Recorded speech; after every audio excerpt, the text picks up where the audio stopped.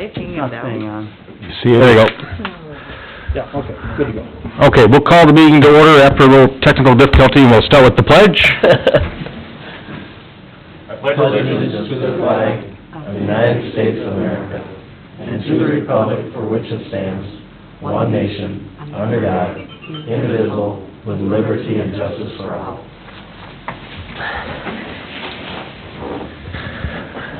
Thanks for coming, everybody. We'll start with the approval of the agenda. Any additions? Dan, anything?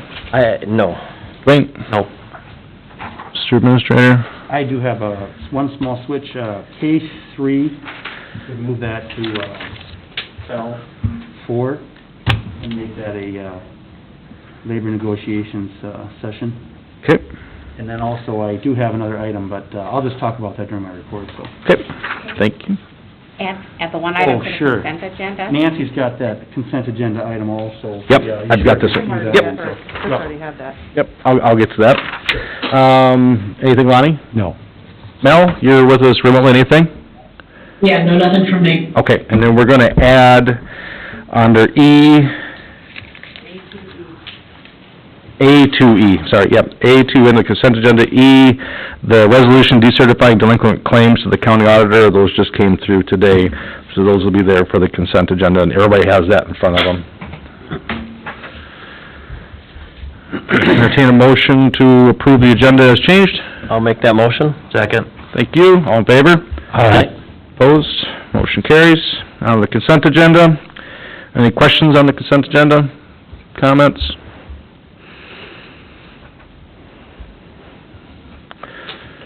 Okay, entertain a motion to approve. I'll make that motion. Thanks, Lonnie. Do I have a second? I'll second that. Thanks, Dan. All in favor, say aye. Aye. Aye.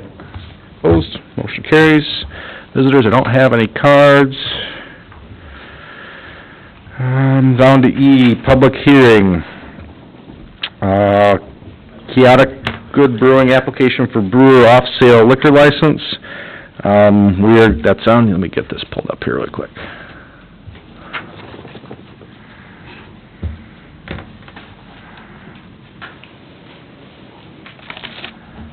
Okay, so we've got the application for the brewer off-sale liquor license. We'll open the public hearing. If anybody from the public would have any comments, if you just want to come up to the podium, state your name and address, and state your comments, we'll take that at any time. Okay, hearing none, we'll close the public hearing. Give me a different pen. Any questions or comments from the council?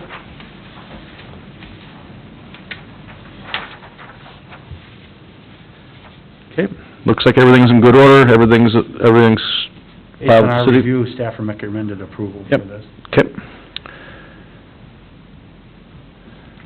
I'll entertain a motion to approve. So moved. Thanks, Dwayne. Second.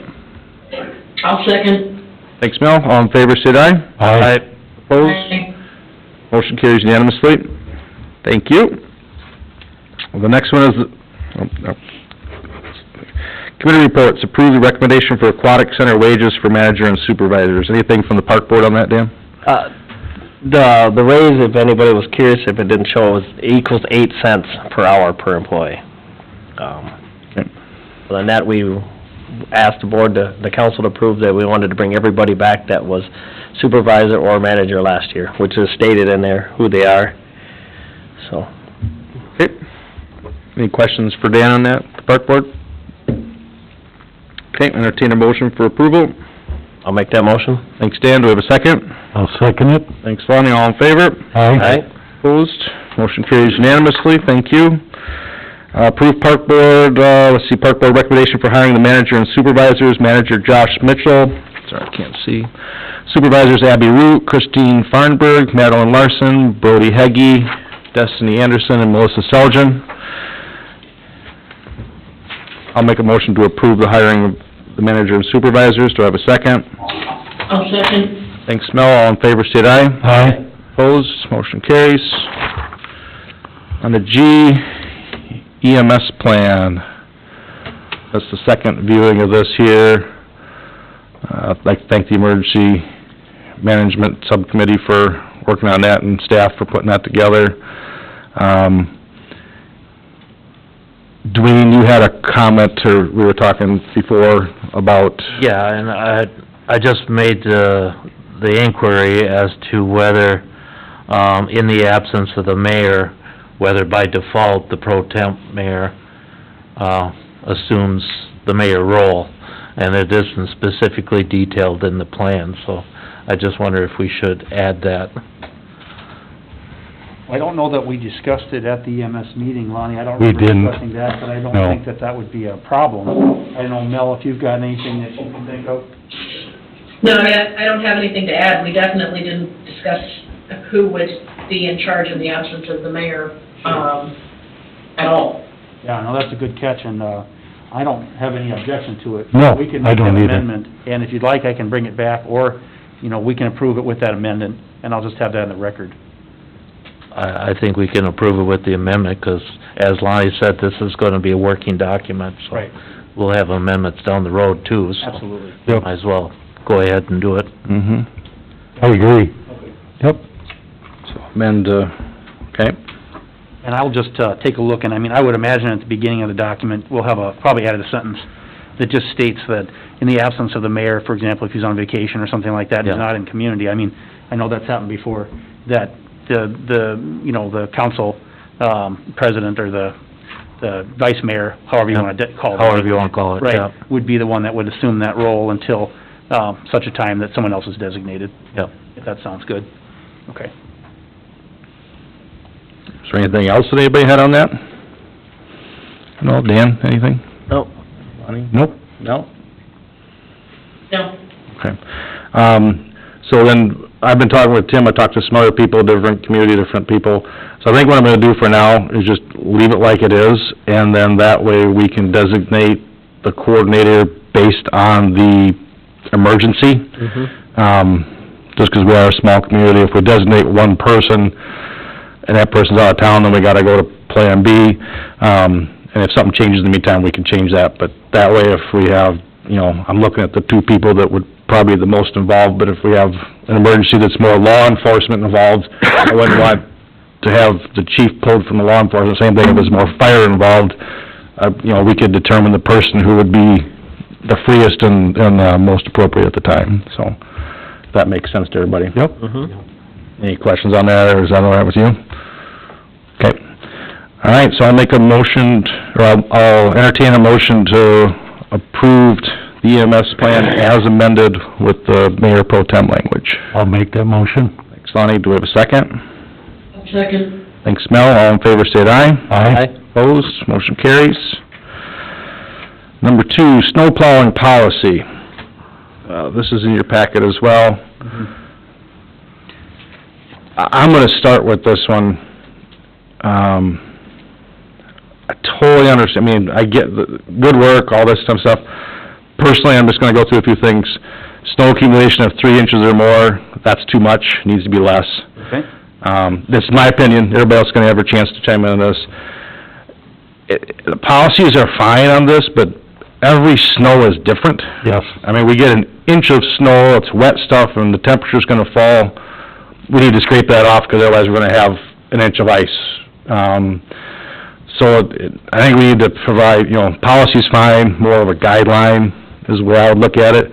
And I just, you know, to remind council, even, you know, I know it's expensive to plow snow, kind of, but it's one of the things that people see, you know, they pay taxes, and you can see that the road's not clean. You know, and from a management perspective, I can see where you're going, hey, you know, that's gonna be a little bit of overtime, or we got other things we could do. But when people drive around, you know, I like the roads clean. That's just my opinion. And the way the wind blows in some parts of town around here, you can get a half inch of snow and have 3 feet of snow on the corner and not be able to get around it. Right. I've lived with that, so I just think we need to make sure we keep the roads as clean as possible. Downtown, you know, we talk a lot at EDA and that, how do we make downtown more attractive and to business and people coming down there? Well, downtown's always been a thorn, and I know I've got a vested interest in this, so just take it with a grain of salt. But, you know, we go out and clean our sidewalks, but if we don't know what time the plows are coming out, they come out at 3 a.m., scrape the road, we come down at 4 a.m., clean the sidewalks, now we got 3 feet of snow, everybody parks and they can't walk through it. So to coordinate with downtown somehow, and I know they've been out scraping now lately in the mornings with the loaders and that to get that stuff off that, 'cause that's, people are falling and they don't park in front of the businesses because, they got 3 feet of snow to jump over. So, that would be something I would like to see addressed as well. I mean, for myself, I wouldn't even mind paying extra, an assessment or whatever, a fee every year, that the city comes down when there's a big snowfall, takes a little skid loader up and down one side or the other, just gets a main area done, the stuff off, then scrapes it away, and we can clean up the rest of it and pay for it, if we're really trying to improve downtown. So, those are my comments on the policy. I appreciate everything put together there. My experience with snow and where I used to live with dealing with snow on a daily basis for 6-8 months every winter, every snowfall is different, and to have a snow policy, I just hope we aren't tying our staff's hands to, we aren't going out and then getting phone calls because we aren't getting it scraped, so. I understand what you're saying, Chris, but I plowed snow for years with Swanky Company, and I understand why they're out there at 2, 3 o'clock in the morning, 'cause there is no cars. They go and clean Main Street, yes, after the sidewalks and after cars start parking.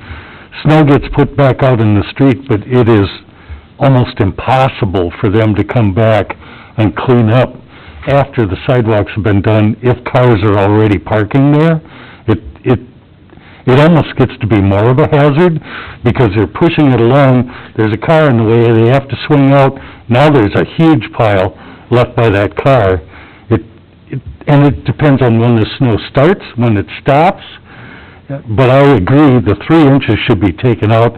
It should be whoever, Charlie or whoever feels safety reasons, they need to get out there, get plowing, get sanding.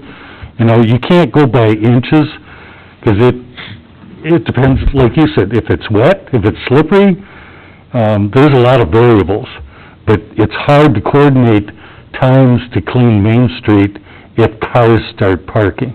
Yeah, and that was my point, was if we know, and I get a text now and then, hey, I got one Saturday, plows are going out at 3. So that way, if I wanna go down before 3, I can get it scraped out before and it can be done. Yep. All I'm saying is coordinate it, because that's the point, is Sure. they go out and do it in the middle of the night, which is what they should be doing. Yep. Before cars get there. Most business owners don't get down there, they don't come in early, and all of a sudden it's all piled in there, it's not gonna go away. Right. If we could somehow coordinate, or at least get... Sure.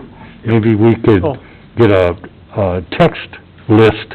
Well, so that was one thing that I've done formally in other jobs, and that was one of the reasons I texted you this weekend, Chris, because I wanted to make sure you were aware. Certainly for council members, if you're interested in getting a text when they're gonna go out, typically Charlie and I talk about it, and we kinda watch the weather, and usually by about midnight, we put guys on call. And that's part of the issue we run into too, is you've gotta put somebody on call, and they have a certain criteria for that and how that works. We put them on call by about 11 o'clock, midnight, we can tell, if we've had some weird, this has been a weird year too, because we've had a couple snows, like you talked about with the winds, where there was parts of town that were bare, and then there was parts of town where, it did pile up for 3 feet.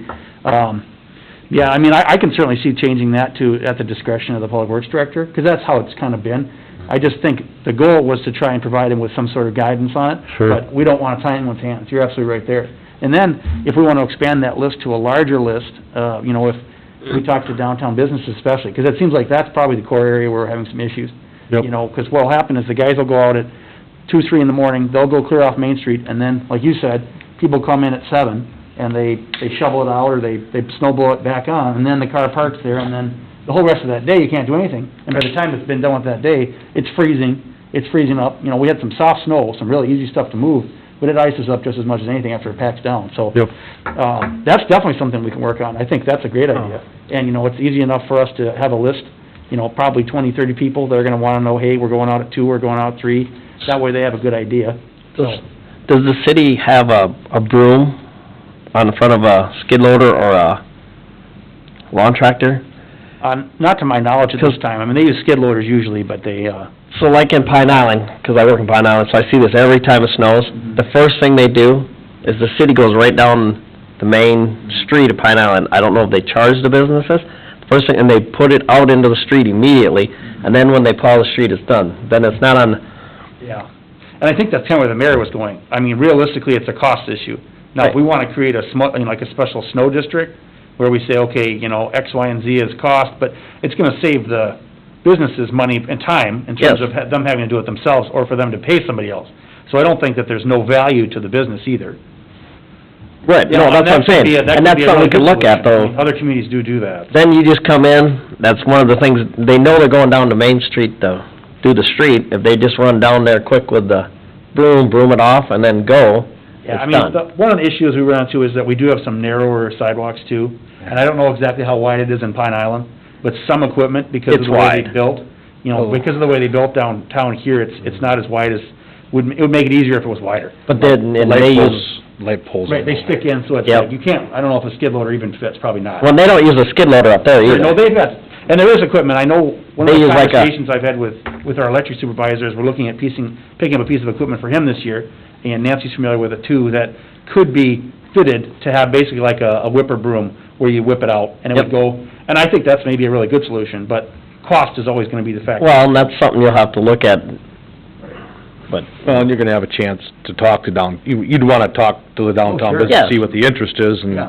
with the road closure coming up in 2022, you're gonna be talking to the downtown businesses about transportation. It might be a good time to just float the idea, hey, what if? Yeah, absolutely. See who's interested or not. at Well, the I think same- that's, I when think you're that's a talking really to good them. idea, and it's something we certainly can take. then you don't have to worry about trying to text and coordinate, it's already done, you just went through and... I mean, if people are interested in texting, I'd still like to have that. So Yes. if you're interested, let me know, because Yeah. we can send out a group text and have people say, yep, we're going out at 2. You know, it may not be until 11:30 or midnight that you get the text, but, we're certainly able to do that. Well, then it makes it easier, so when you're plowing and before you go into work, sometimes you'll know if it's, when they're coming by. Well, I want to be responsive to the residents, so if a resident asks the mayor, or asks you, well, what are they doing? You could say, well, they went out at 2 AM this morning, and they were plowing. Yeah. You know, I like that. It's, that's a small thing we can do, so. I usually can tell when they're out, 'cause I can hear them from my house. I saw this. But that doesn't matter, but... I saw this policy as an effort to provide information to the community.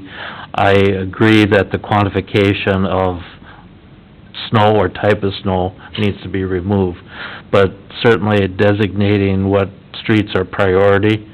Well, absolutely. As Yep. a source of information for the public is good. Yeah. Yeah, 99% of it's great. I Yeah. just think quantifying the 3 inches was a little bit Yeah. much, and then it just gets people, because it's something that people see. Yep, They agreed. can see, so, and safety-wise. Because you got a lot of young drivers out there in that too, and... All right, well, no action is required tonight, so I appreciate that feedback, and I will talk with Charlie about it, and we will sort of implement some different language and bring that back as a red line, and then also look to sort of, see if we can't develop a text list where we can just have like a group snow text, and that can kind of go out when we're gonna be plowing. Sure. Yeah. Perfect. And then, as we identify in capital spending, we'll look at equipment that may be useful for that. Yeah, and Let's check make with some business and measurements. see if it's even feasible with them too, you know? Okay. Did anybody else have any comments? No? Did you have something? There's a lot of good points on the snow there and the amount. I just wanted to mention something on the alleys. It says to plow it off to the sides. Being that you scrape all the snow up from First and Second and Third Avenue and put in a pile, I think they should try to collect it out with a pickup plow with their in a scoop or something, and get most of it out of them alleys, so you don't have the thought, you don't get any sun in them alleys ever. It'll be a lot easier to keep them nice if you just plain tried to plow the snow out of the alleys and push them in them windrows that you push off anyway. Just an idea. Thanks, Doug. Yeah, the windrows, I mean, part of it is the width of the street too. I know that Charlie and I have talked about that, but that's definitely something we can take a look for the alleys.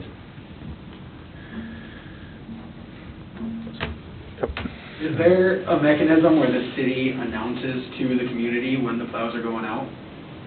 And can that be added in? I mean, other communities, it gets posted on, KTTC or whatever, when there's a snow emergency. Then folks know that, okay, plows are coming out, I gotta move my car, or I need to get the sidewalk shoveled, or I need to... Yeah, I mean, that's kind of what this policy actually designates. Like Dwayne was saying, it's kind of an idea, so, right now in the city code, the way it reads is that anytime there's a snowfall, it's technically a snow emergency, just by default. And that's where I know that Josh has notified me about, the number of tickets and things like that they put out. This is, kind of formalizing that process, where what we would do is, typically if we know that we're gonna be plowing, sometimes something comes up and you're not 100% sure you're gonna be doing it or not, but if we know we're gonna be plowing, you know, the day before, we might even say, starting at midnight, you know, it's a snow emergency for 24 hours. So, for example, we can put that on Facebook, we can get it to the radio stations, the TV stations, you know, and there's no way you're gonna catch 100% of people, because there isn't one fixed media, people watch different stations and things like that, but that's kind of the idea, is to try and get it out to everyone so that, you know, if it doesn't happen, then it's not necessarily, I mean, I don't want the angry phone calls any more than anybody else does, you know? So if we put it out to people... Where to look. Exactly, yeah, and downtown tends to be the worst, I think. You know, typically, most folks, we got folks that live above restaurants and businesses down there, and they have apartments, but yeah, that's kind of the idea, is we're gonna try and formalize that so that, like I said, 24 hours, we just say that's a snow emergency, and we don't have to worry about it. So, it's a very good point, so. Okay, thank you. If you can come back with that Yeah, next time, that'd be absolutely, great. we'll come back. All right. On new business, AMI proposal.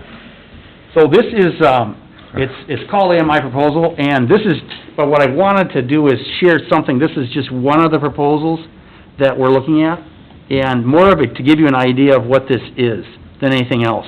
And this is one of the companies. There's 3 companies that we've gotten proposals from that we're evaluating. Some of them came in a little bit later. But I wanted to get this in your hands because it is something that we're going to be looking to move forward on probably in the next 6 weeks. Having the council make sort of a decision on how they want to look at it. In fact, we started talking about this last fall at staff level, and I've been working with our electric partnership with the CMPS group to see what those cities are doing. Basically, what AMI means is it means automated metering infrastructure. So what it's doing is it's going from, you know, historically, you know, I can remember people walking around reading meters. You know, they would walk up to your house and they'd look at the electric meter, they'd write down the number. There was big books, and I can know, talking to like Ronnie and some of the guys that have been working for the city for a long time, they can remember that. Maybe you can remember it, Linda, I don't know. You're not that old, Linda, come on. But the next step was that they would do a drive-by, and so that's kind of where we're at right now, where they do a drive-by and it reads the radio frequencies and it gets the numbers. What this does is it actually would be where it's all just linked as part of a network, and it's read, you know, electronically. You know, and basically that means that you put in like a collector, and that collects all those frequency numbers. A lot of companies are doing it. Peoples, for example, actually has already implemented this with their utility, and Peoples surrounds us, especially on the east side and the south. You know, Excel hasn't done it, but we asked Peoples to turn on their system to see how many of our customers it could read, and that actually could read 500 of the accounts. So about a fifth of the accounts, even though they don't really have anything that's designed for, you know, but it could read that many. And so what we'd like to do is we'd like to move forward, and there are different costs related to these. Part of the issue is that you're going to have to replace a certain number of meters so that they help create that network. And one of the problems that we have, especially on the water side, we have water meters that are, the entire city was done back in 2004, 2005. And so some of those have been replaced. The 40s have been replaced, a lot of them have, but we still have about 1,200 to 1,500 of those left. And those themselves are not readable. The 60s, the 80s, the 100s, those are all high enough that they can be read, but the 40s can't. So we're going to have to accelerate our replacement of those. Now, a lot of those are on their end-of-life cycle anyways. They're 15 years old. It's surprising that some of them, you know, more of them haven't failed, actually. But so that's a challenge that we have, which might raise our costs a little bit. But overall, we're going to be able to do this potentially with our natural replacement cycle. And Tantalus is one of the vendors that would allow us to do that without having to replace all the meters in the entire town. Whereas the other proposals that you'll see, probably at our next council meeting, will require a larger investment, because it'll require you to replace all the meters. So this is just one that I wanted to show it to you, and you know, if you have questions about it, you can see kind of how it works, is that, you know, they create this neural network, it collects the data, and then goes to a gateway. The gateway then transmits it to computers here at City Hall, where, you know, it'd be read. We're looking at different options for storing that data as well. The nice thing about this is it will allow us to, as I detailed in my notes there, in my report, it's going to basically bring the public utility forward quite a bit, because it's going to provide instantaneous information, you know, up to the minute. Every minute they can track for power surges, things like that. And I've asked Jared to come and explain some of these things to us more at more length. But I think in the fullness of time, we're going to see a real positive from this. And it's something that's going to be necessary. One of the issues we run into this year is with Itron, and Badger Meter, who we have for water meters and for electric. Well, they formerly were partnering, now they're not. And they're both creating their own product. And so they either want us to go with, Badger Meter wants us to go with Badger Meter, Itron wants us to go with Itron. Now, they're still working together somewhat, but they're forcing us to kind of make some choices, and I think in the fullness of time, this would be positive for the utility. So, no necessary action tonight, just wanted to get it in your hands. You can kind of read about what it does, and all these systems are similar in the way that they create a network. Not all of them are exactly the same, so. Okay, thank you. You bet. And if you have questions, let me know. Perfect. Any questions now on that, or do you wanna wait till we get the next proposal next week? I just wonder if the volume of information, the volume of discussion that needs to take place as to whether that may be more appropriate to put this on our work session in March. Yeah, well, I mean, that was one conversation we had. I would like to get the proposals in front of you first, so you can take a look at all of them. And what we can do then is we could ask if you guys identify one or two of them that you feel are more promising, we could bring those folks in to present to us during the work session. That's actually kind of was our agenda item. Okay. Good enough? Okay, all right. Administrators report. Well, we talked about a big chunk of it, so there you go. But, let's see here.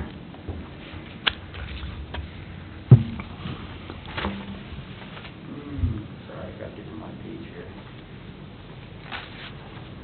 You've got the report there in your hand. Some positive signs on the budget. You can see the state's revenue collection was higher than expected, which is good. We're following that. Governor Walz had his initial budget proposal released yesterday. He's looking at about a $52 billion budget, and largely it looks like a status quo budget from the 2021 budget cycle, except in the education area. He's got a lot of increases for education, which could be a positive. It does keep our LGA at its same level, so I think that's a positive for us here at the city. So we'll be just following that very closely. I think the finance department has done a good job preparing for it, when our budget has got a lot of, positive things in it for this year. We did talk to staff also about continuing to watch their expenditures in the first and second quarter of this year especially. So, some personnel changes. You've got some of those you've approved already tonight with the police interviews, and thank you to the folks that participated with that. I know it was extra time. We did also do some interviews Friday and Monday for the sewer plant, and we're awaiting some feedback on that from some of the candidates. One thing that I would like to talk to you a little bit about would be hiring two. We are filling one position that's vacant, which was the operator two position that Mr. Blease vacated in December. The council had previously authorized us to list both operator two and operator one positions. We did feel like there was a strong operator one position candidate that potentially we might like to hire. We might not necessarily hire him at the same time. We might not have to hire him until later in the year, which would provide some cost savings. But talking with the sewer plant operators, we do have a need in the stormwater side, especially with our stormwater ponds. One issue that we're running into is that the maintenance on the stormwater ponds has not necessarily always met the standard that we would like to, and part of that's a time issue. So we know that we need to be starting to be a little bit more aggressive about those stormwater ponds. And I know that you guys have talked about that with flooding before. There's some ponds that belong to the city, some that are private, some that belong to the school. So we'd like to potentially add another employee in that department. And we look to be able to fund that through some of the cost savings in the salary differentials, but also utilizing possibly some of that stormwater money. So I guess I'd ask for some feedback on that. Part of it is also we'd like to create this pipeline of candidates.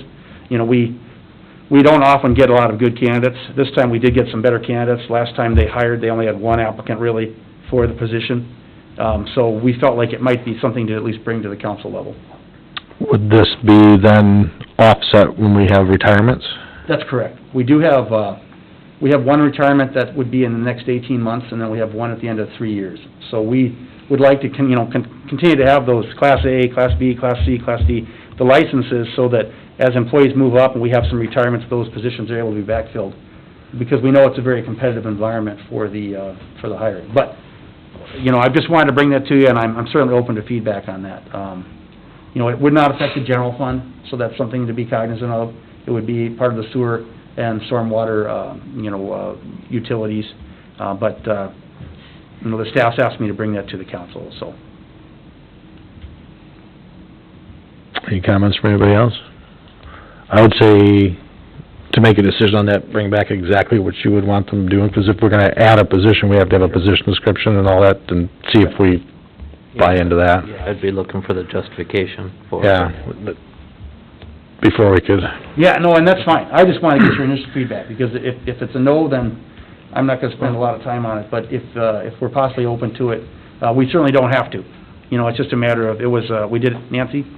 Oh, you can finish your comment. No, go ahead, I was just Nancy. gonna say, if we're considering that, if, you know, the sewer people work a lot at the plant, and we're building Manorville for some of that, so you might wanna think about what we do with that, and if we need to go to them to say, well, we're gonna increase the amount in dollars that we might end up charging you, so I'm just throwing that out as a Sure. consideration. So that's another good consideration. Well, and I like the idea that you're looking ahead for down the future. If you got people retiring in the next 18 months to 3 years, and if you got applications now that potentially can increase us, or, you know, load down the way, it's a good idea. You don't wanna lose a good candidate either. Plus, and if you Not know now. you got somebody that can train, give them experience and teach them the city, and they're ready, you know. But you never know how things will work out, but it doesn't hurt to at least look at it. It's a good plan, but it's a competitive field, so there's no guarantees with it. Exactly. no guarantees are gonna stay. Yeah. I mean, I'm open to listening, but I need to see that justification and the plan, and, you know, the 3-year plan of the department, and we got a lot of flooding issues to still deal with, building into that, I mean, so, bring back something that way Okay, with well, no, that's great. justification. No, I appreciate that feedback, because that's certainly helpful to me, and I can relay that to the staff as well. And Nancy, thanks for that piece as well. I think that typically, I think we would probably be more Casson-focused, more on the stormwater side initially, because it'd be a staff person with a D license, so they would be more of an entry-level position, but, no, that's a really good thought. I hadn't really thought about that, I so. just don't know what the responsibilities would, Sure. how you might split it, so Okay. thank you. No, I appreciate that, thank you. Other than that, you talked a little bit about the EMS, and the AMI, and all these acronyms I'm using tonight. We talked about Park and Rec. We've got, what we're gonna do this year, I think we're gonna try and do it as close to 2019 as possible. You know, if you recall, last year we had a lot of, changes, reservation systems and things like that. This year, we're really hoping that the governor will not, won't shut the pools down again. We're really hoping that, at least we have the same, status that we did last year, and I know that the, Park and Rec folks talked about it for quite a while, and, we're hoping to be able to just, you know, maintain as full a pool. We had a great year, really, in terms of use.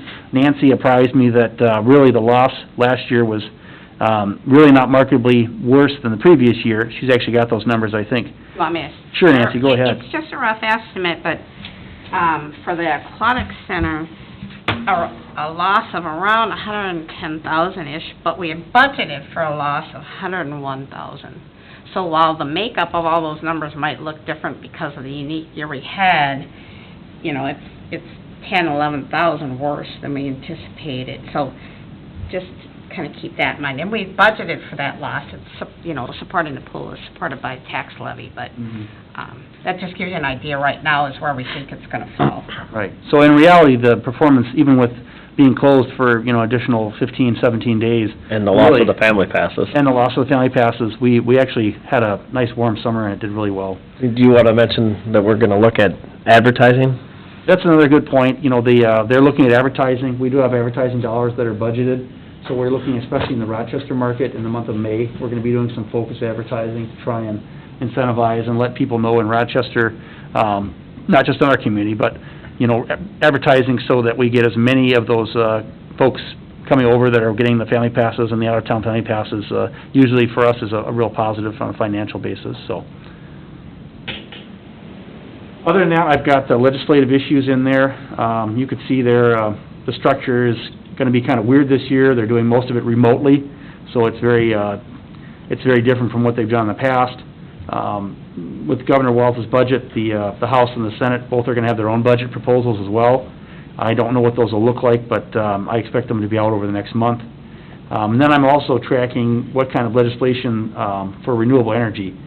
Right now, there's some sort of, difficulties that we may be looking at over the next 5 to 10 years, where some folks are looking for, things that it may not be feasible for a smaller municipal utility to comply with. So we're tracking that, as much as we can.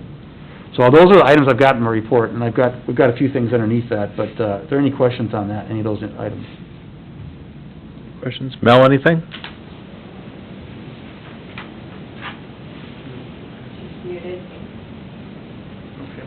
On to the proposal letter for the electric rate study and the water I rates. don't have anything, sorry, it took me a second to find the mute button. Okay, thank you, I just wanna make sure you're still there. So these are just, we're moving forward with some rate studies this year. We're working with Compass. They're actually gonna be paying for the electric rate study, so that's a real positive for us. We're not gonna be paying for that. It's been 5 years or so since we completed the last one. So this fall, we're gonna be moving forward on a rate study for the electric rates, which is good to have that updated periodically, and then also with the proposed water rate study. And those two will be, hopefully, we'll be getting those, that information back in December or January of next year. So just wanted you to be aware of that. And then I have one other item that was sent out to the council members. It was from SEMCAC related to our SIP program, our Conservation Improvement Program. You should have received that last week. Basically, what I'm asking for is whether you would like to continue to work with them on that, or if you want us to look in a different direction. What they do is they basically are the folks that work with us on making sure that energy conservation program is kept intact, for especially for the seniors and for low income. What would be the reason to change? I don't see a good reason to. Okay, Basically, we had a contract with them last year to spend up to $15,000. Yep. And I'd like to continue that if the council's agreeable to that. I think it helps quite a bit with a lot of the folks who are trying to make improvements to their homes with energy conservation. We've got a lot of refrigerators and stoves and things like that, and windows and things like that folks make changes on. So I'd like to continue that if the council's agreeable to it. I don't see any reason. I have no issue with it. Okay. And I don't know, the contract that was sent out is gonna be the same, basically just dates changed. Okay. It'll just be the same terms that we had last year, Okay. so. Thank you. Anything else? That's all I've got. Okay, engineers report. Thank you, Mayor and Council. Just real quick tonight, just looking for a direction on how to proceed with our 2021 street maintenance project. The city has budgeted $175,000 for street maintenance repairs. That's been pretty typical in the last few years. We are looking at 10th Avenue, which I call kind of the entrance into Casa Meadow subdivision, just north of 16th Street along the east side of the school complex there. That roadway is in pretty poor condition. It was built as a temporary road. It's in our capital improvement plan as a high priority, rated in a very low scale with respect to pavement condition. In addition to that, 22nd Street Northeast, kind of the connection road between Casa Meadows and the little subdivision is not contiguous. There's a little gap in the roadway there. That was ultimately planned at one point to be connected. So we're looking at including that as part of the project. We need it from a road connectivity issue, but then also a get construction access into the subdivision. So those are the recommended projects as part of the street maintenance project for this year. Looking for some direction on if that's what the council would like to proceed. That is what staff is recommending to proceed with. And again, just looking for some council action or send us on a different direction if you'd like. Any questions for Brent or other? Well, not on these particular, I have more global questions than that is, when 10th Avenue was first aligned way back when, there was talk of that continuing to the north to connect with the Manorville Township, and I can't even tell you what the name of that subdivision is, but... I can't either. Spring Creek or... yeah, Maston Creek Parkway was put in at one point, yep. Have we lost the ability to make that connection? I'd say the city always has somewhat of an ability to build any road anywhere to some level. With that said, there was a significant amount of right-of-way provided for that roadway. Yeah. And specifically between 19th Street and 22nd Street, that right-of-way was vacated to the property owners on 9th Avenue. In my opinion on where we're at with our transportation system and our needs, that roadway likely is not going to be going through there. So I'd say that maybe that ship has sailed for extending anything from 19th Street up to 22nd Street. Hence why that was probably never connected between Little's and the Casa Meadow subdivision. So I think now would be the appropriate time to provide that connection so we can have a secondary access. There's probably well over the amount of recommended houses in Casa Meadows that want to exit in and out of that Yep. subdivision, so, Yep. I think overall it's a good project from that perspective. Now, again, that's just my understanding of the town of or the town's position on Maston Creek Parkway, that that's no longer gonna continue through there. That's just what I've heard in kind of my time here, due to that vacation of the right-of-way. And really the traffic needs and wants of the city, it's not necessarily on our current roadway plans, not in the comprehensive plan. It is in the comprehensive plan going south to 16th Street through that Yep. open future development land there. But is there some kind of future plan to connect this to the Yeah. Manorville Township? If you notice on your map 3 of 23rd Street Circle Northeast, Yep, my understanding that the developer, through the general development process and previous applications, had that cul-de-sacing off there and not proceeding past that section line there, beyond a couple hundred more feet there. There could be a possibility where that developer would want to extend that road to that open area, and that is partially owned by the same developer. Yep. So I think that's a future conversation, but I don't think that that changes the connection into little no, subdivisions. No, no, no, no, and we don't wanna change that. Yeah. I think for this project, we need the 22nd Street connection to be able to do the 10th Avenue Absolutely. project. I have no issue with that, but like Dwayne, I would like to see something, a proposal or something, some sort of direction for connecting into Manorville Township. I think that's, could be something we could look at in the future. I asked maybe two parts. Is it something we need to address now? And Yep. number, because I think it's been a previous GDP that showed it cul-de-sacing off there, not connecting to Manorville Township. So I think if this application or something came forward, I think that'd be a discussion for the planning commission, and if that's connected in, Yeah. there's potential possibility that it'd even come into the city, that parcel of land. I think that'd Yeah. have to be a future conversation with the developer. Right, I mean, it's just that, like this Parkway thing, it was planned once upon a time, but then it got whittled off and forgotten. I'd like to see something, some kind of future direction for being able to connect out there. So if the city does annex that sometime, we have it in the plans for a street connection of some sort. I think physically it could be done. I think Yeah. provided that connection physically could be done, it just would be a discussion have to happen with the developer on their wants and needs and desires compared to what the city's wants, needs, and desires are, and then obviously the township, Yep. or potential annexation, and the city may have some ability to kind of drive that annexation, and if that property ends up coming into the city or not, could be a future discussion, but we just haven't had those conversations. There has been some conversation about future development in that area that was more to the west end of the site, and that cul-de-sac there that we're talking about now really hasn't been discussed, so. Maybe it's something that can go on 23rd Street or something, The future discussion? right? Yeah, that's where the future, plating would likely happen, is off of 23rd Street there. Yep. But as far as this project, 22nd has to go to be able to do 10th Street. Right. I have no issue with this whatsoever. I think we need to proceed with both.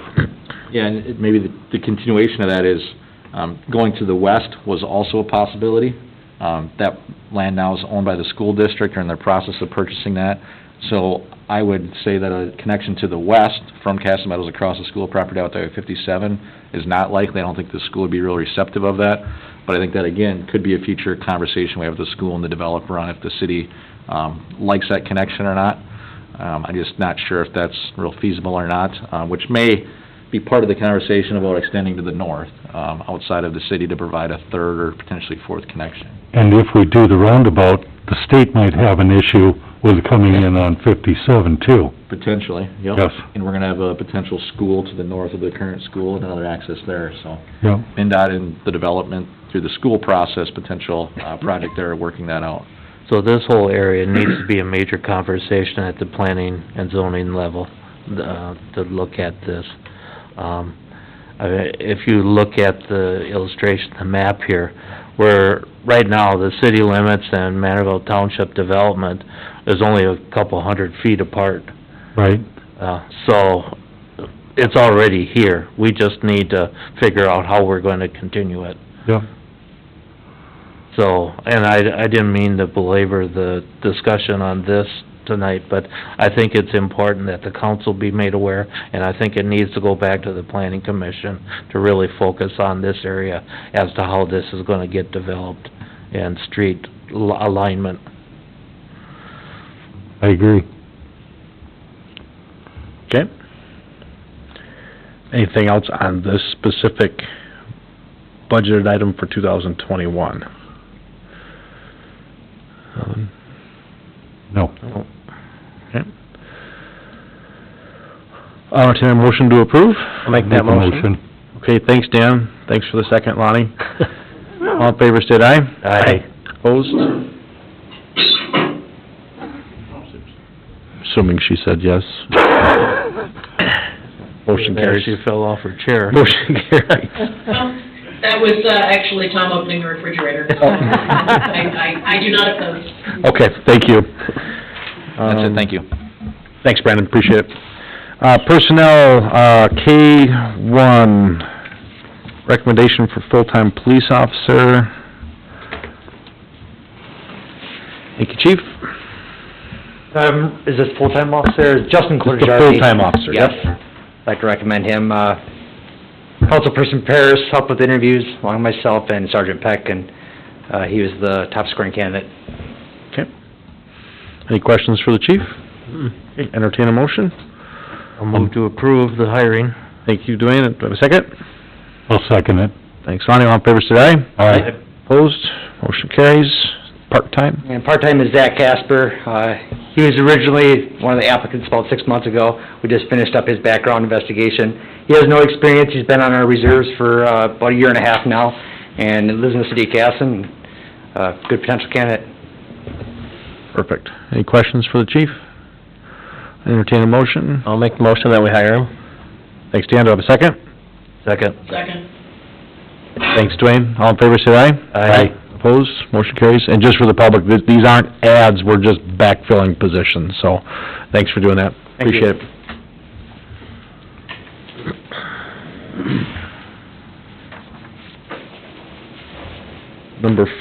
We just moved 3 to the attorney, so number 4, recommendation to remove 7 firefighters from probationary status. You wanna talk about that a little bit? Yeah, so we've had, over the last year and a half, we've had our 7 probationary members. They've completed all their schooling, their firefighter 1, firefighter 2.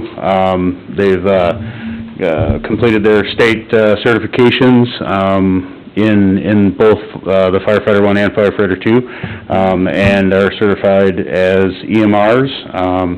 The officer group has had a conversation in regards to these members, and at this point, we were all in agreement that they all fit and are good members to this point and contributing to our department, and we feel it's time they come off the probationary status. So the only change from a budgetary standpoint is their pay changes from the $5 a call to 10, so.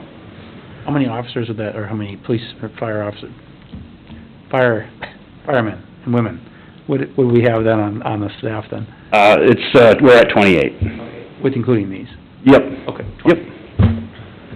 Perfect. Thanks, Joe. Yep. Okay, so I'll entertain a motion that we move the 7 firefighters from probationary status, and that's Brian Halverson, Zachary Jacobson, Anthony Jensen, Adam Lee, Cole Mickow, Matthew Peck, and Alexander Skogobo. Entertain a motion. I'll make that Make motion. the motion. Thanks, Mel. Do I have a second? I'll second it. Thanks, Lonnie. All in favor, say aye. Aye. Opposed? Motion carries. Thanks, Joe. We are going to go to closed session. Which ones of these will be recorded? Last 2. Okay, so we're gonna go to closed session to get an update on litigation regarding Tara AKA and litigation strategy regarding Heiser. Those 2 sessions will not be recorded.